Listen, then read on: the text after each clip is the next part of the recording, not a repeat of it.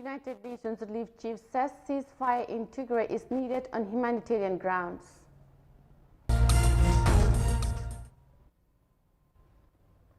Traders frown over execution of Operation Clear the Roads.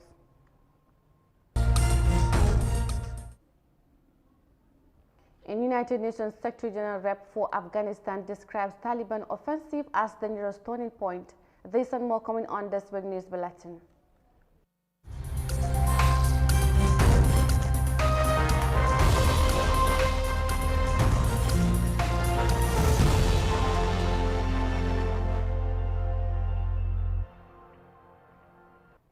Hello and good evening. You're watching this week news bulletin with me, Mariama Cham. Thanks for joining us, and now the news in detail.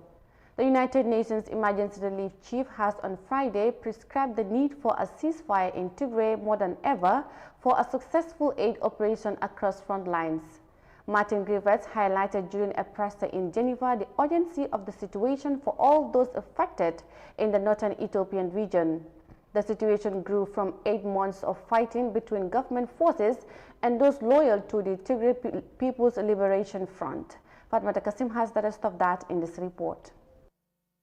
Since the conflict erupted last November, humanitarian's needs have grown amid killings, looting, and destruction of health centers and farming infrastructure, including irrigation systems that are vital to successful harvests. Some 400,000 people face famine in Tigray, UN humanitarians have warned repeatedly in recent weeks. Martin Griffiths, Secretary General for the Humanitarian Affairs and Emergency Relief Coordinator, said that the war has to stop and it has to end. Highlighting the logistical challenges of the negotiating aid access into Tigray while the violence continued, the UN Relief Chief said that he had no reason to doubt the ceasefire announced by Ethiopian Prime Minister Abiy Ahmed. This war has to stop. This war has to end. We will, all of us, continue to try to make sure that those 100 trucks a day reach Mekelle, reach the beneficiaries. We will do everything we can to help the people affected in Amhara and Afar, while continuing the work in other parts of Ethiopia. The Prime Minister has this unilateral ceasefire. He repeated his commitment to it twice on the 2 occasions we met, and I have no reason to doubt that at all. For the Tigrayans, who are extending the war into the south and east, into Afar and Amhara, they need to take into account that without that ceasefire, we will try to get those 100 trucks in, and we'll do everything we can. But it's going to be easier for the Tigrayan people if the war will stop. More than 5.2 million people across Tigray, more than 90% of the region's population, require life-saving assistance, including nearly 400,000 people already facing famine-like conditions. The relief chief said they need food, as what has recently been planted is likely to produce between a quarter and half of the required food. They need food. The harvest, which is recently being planted, is likely only to produce between a quarter and maximum a half of its likely production. So the need for food is going to go right through until next year. They need a re-equipment of primary health centers. We saw hospitals and health centers destroyed, the equipment taken away.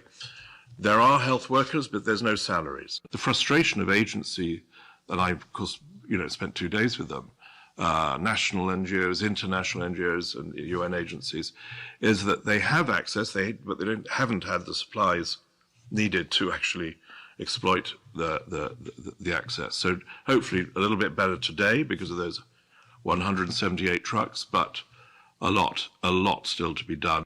In the face of increasing conflict and increasing difficulty in getting aid, humanitarian officials and aid workers are being condemned in public and social media. So we had very constructive meetings. They, of course, told me that they were very keen to help on the difficult issue of delivery of assistance and on protection of civilians. Ethiopia is going through a very high degree of rhetoric.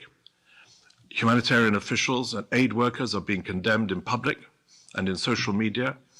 I think I've spoken on the record about this, and I spoke to those leaders that I mentioned, that any such criticisms need to stop.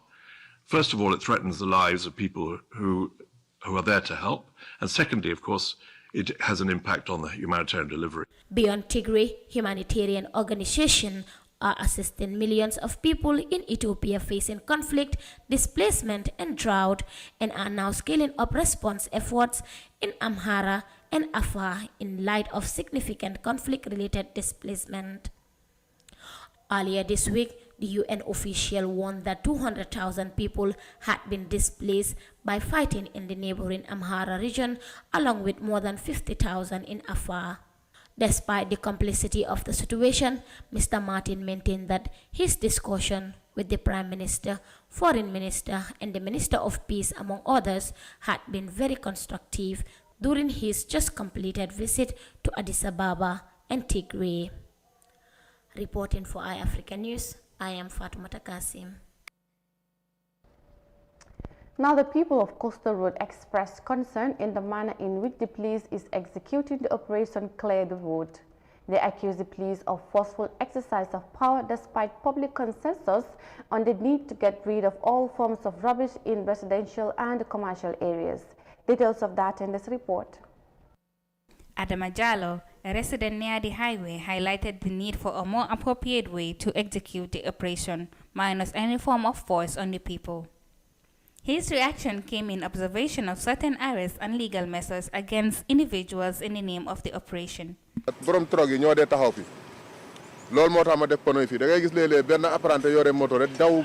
Trucks normally park here. That's why I put wheels around here. Because sometimes some drivers will drive right towards people who sit beside my compound, and in order to prevent any accident, I put the wheels here. The police said I should remove it immediately, so because I don't want to push and pull with them, I agreed, because it is the government which brought this initiative. But I just wanted them to stop 40 meters away from my lands and stop their operation there. I don't want them going beyond that because my compound is outside that zone. Modu Sala, who runs a tire repairing shop, expressed his frustration with the operation and how he, together with his neighbors, has been subjected to arrest and detention. We remove all our materials that we put in front of our shops because they asked us to. However, the next day they came, they asked who owns the tent beside the shops, and we admitted to own it. That was the time they asked us to climb their vehicles, and we were all arrested, including my wife. Babakar Sise, a businessman at the Coastal Road, explained how the operation has affected his business. There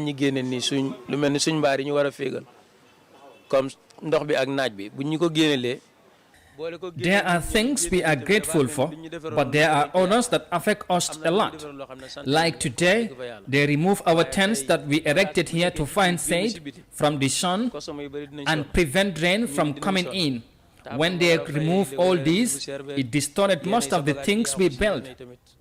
If our materials are inside and not outside, customers will be affected, and we will also not be able to make that much sale. Paying for so many things and your materials end up being destroyed is not that good for us. The Operation Clean the Nation exercise is one of a series conducted by the Gambia security officials to ensure a clean and safe environment. Reporting for iAfrica News, I am Hawan Jai. Now, Premium Times Center for Investigative Journalism, Dubawa, a fact-checking platform for journalists, has wrapped up a 3-day training for 13 Gambian journalists. The training was geared towards preparing journalists to tackle misinformation as well as disinformation on public platforms through investigation and reporting of accurate information. Amanda attended the training and she files in this report. The rise in citizen journalism in the world is alarming, with disruptive practice in digital journalism through the spreading of misinformation or disinformation for public consumption. This is what Dubawa, a fact-checking and verification platform, aims to counter with the training of journalists in the West African English-speaking countries. In partnership with the Gambia Press Union, the platform enrolled 13 Gambian journalists in response to what is known as fake news and its dissemination. Speaking at the end of the training, the Executive Director of Premium Times Center for Investigative Journalism, Mr. Dapo, underscored the importance of the fact-checking sessions. This is a very difficult time in the history, not only of the world, but in our own community, where we have a crisis of information. And this crisis expresses itself mostly through a lot of misinformation, and at other times also through disinformation. This has great implication for democracy, great implication for public health, electoral integrity, and just how the integrity of public policy. All these have a way of affecting, the community, citizens, and development so that's why fact-checking is particularly a very useful tool. The Minister of Information and Communication Infrastructure, Ibrahim Silla, welcomes the initiation and pledged his minister's support to enhance crucial issues relating to elections and public policy. This can help a lot, and it can bring in a lot of credibility for the media fraternity. And I want to assure you that the government of the Gambia, through the Ministry of Information and Communication Infrastructure, will work with you to see that this component of journalism, which is fact-checking, is strengthened and enhanced to help the people make informed choices and decisions on crucial issues relating to election and public policy. Keba Jifang, one of the participants, highlighted the importance of the training and how it will be beneficial to him as a journalist. So us having been trained on this, will be out there to make some certain correction to certain information that are out there, so that people would be rightly informed, and then they can take correct decisions as far as their life and livelihoods are concerned, but also not to react in certain ways, because sometimes when wrong informations have been peddled, it created that chaotic situation in the society, in the communities. So having us, train, and then we come at the right time to dispel this information. This information definitely will avert, situation of conflict or, violence in our communities. The training came at a time when the country is battling with misinformation as well as disinformation, mainly on online public platforms ahead of the December presidential election. Dubawa, meaning to check in the Hausa language as a fact-checking institution, has trained over 300 journalists in all the West African English-speaking countries within the past 3 years. Amin Dao, 4i Africa News. And that reports by our Amin Dao on Premium Times, a fact-checking platform training 13 Gambian journalists on tackling disinformation and misinformation, will take us to a quick break, and we'll be right back with the rest of the news on This Week. Don't go away. The locations, the design, the materials used, all the way down to the latest details, are few of many things that we focused on when we envisioned the airport residency. As proud innovators of community estates, the airport residency in Old Yundum, a project by Swami India International, offers unique gated community with 3- and 4-bedroom villas and duplexes. Just 5 minutes away from the Banjul International Airport. Luxury, convenience, and accessibility are some of the reasons you should consider this great housing opportunity. With a clubhouse, a playground, access roads, and parking facilities available for your dream home or a valuable investment, you will find all you need at Airport Residency here in Old Yundum.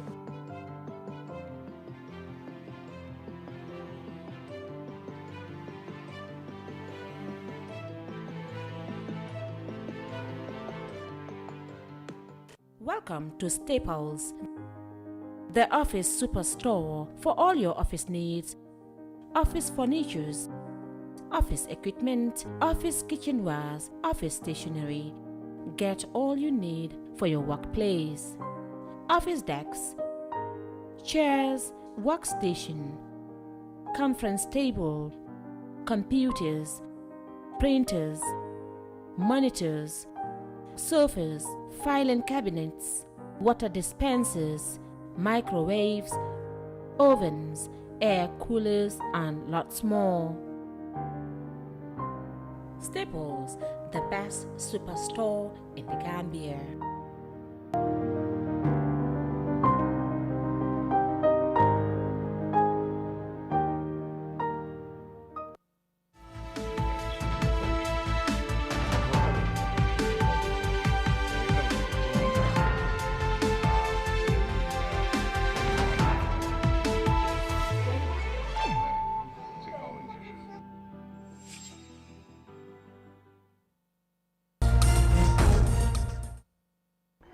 Welcome back, and you're still watching This Week News Bulletin. Now, a group called Concerned Youth in Gunjur have complained bitterly about sand mining activities around the Combo South areas.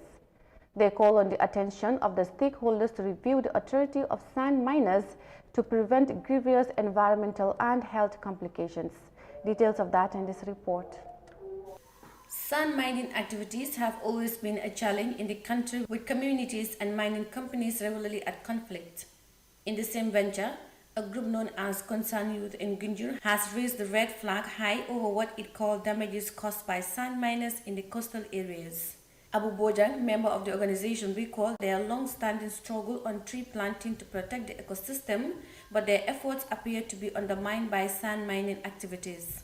We've been struggling for this for so long, over 5-6 years, since we are trying to come up with to protect this road.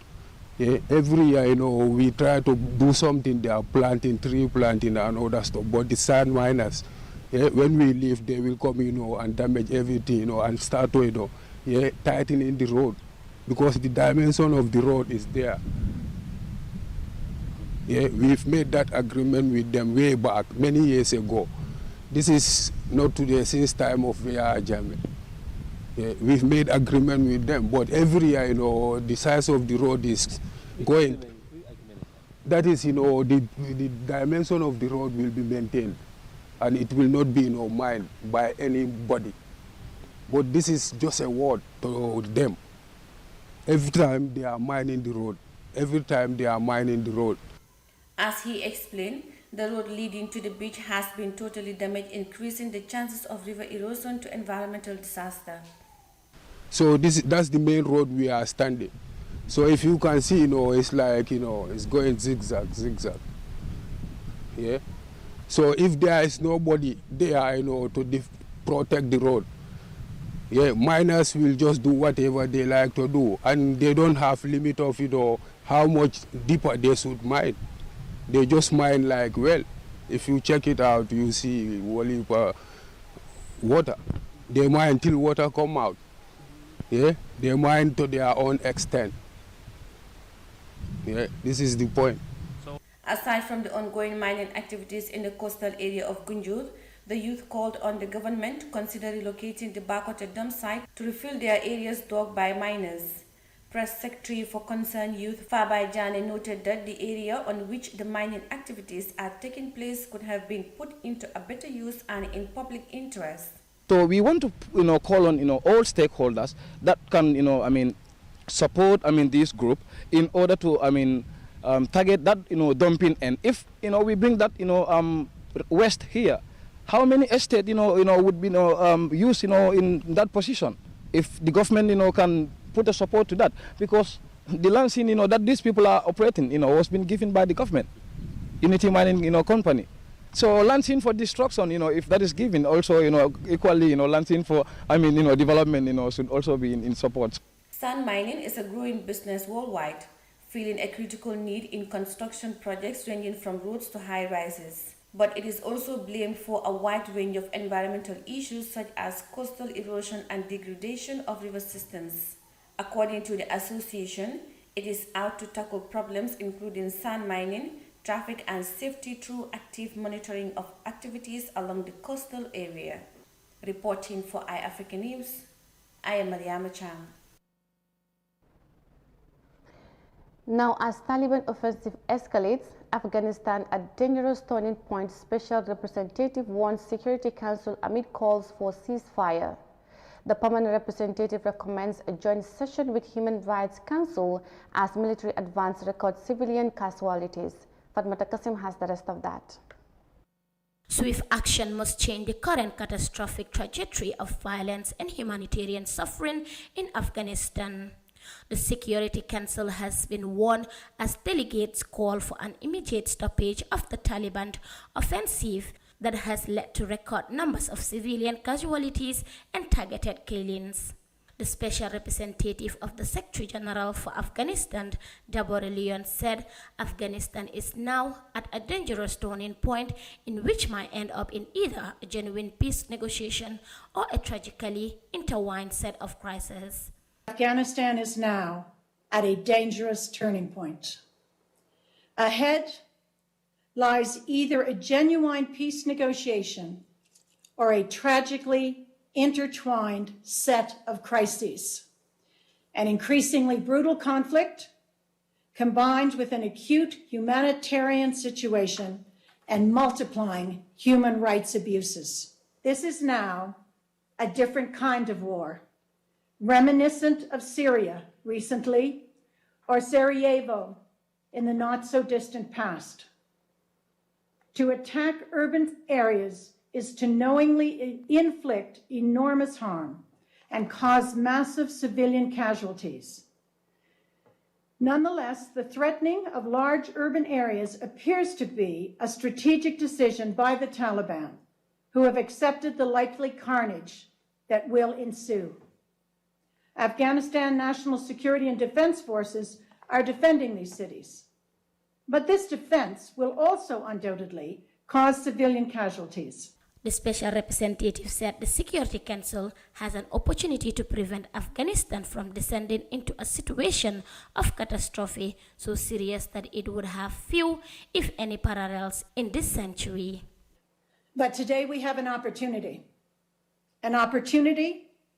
to demonstrate the commitment of the UN Security Council and the regional and international community that you represent to prevent Afghanistan from descending into a situation of catastrophe so serious that it would have few, if any, parallels in this century. Permanent representative to the United Nations Islamic Republic of Afghanistan, Ghulam M. Isaaqzai, said the Taliban, contrary to their commitment under the Doha Agreement, have not broken their ties with regional and international terrorist organizations. Outside the council, he told reporters that Taliban are not interested in peace. Peace will require a time where guns are silent. The Taliban, contrary to their commitments under their Doha Agreement, have not broken ties with their regional and international terrorist organizations. In fact, these links are unbreakable, as they have been cultivated and built on shared ideology, interest and goals, and intermarriages, which have been translated into joint attacks, logistical, and material support. The implication of allowing this network to continue to grow inside the country carries great security risk, not only for Afghanistan, but also for the wider region and even the world. Taliban are not interested in peace. Peace would require a time when guns are silent. Peace requires confidence-building measures. You cannot terrorize the population on the one hand, unleash a massive attack on cities, and then go to Doha and talk about peace on the other hand. In the ensuing discussions, Council members condemned recent violence and called for greater humanitarian access and tangible progress at forthcoming peace talks. Several raised grave concerns about human rights violations, including against women and girls, with many insisting on their full participation in peace talks. Reporting for iAfrica News, I am Fatoumata Kasim.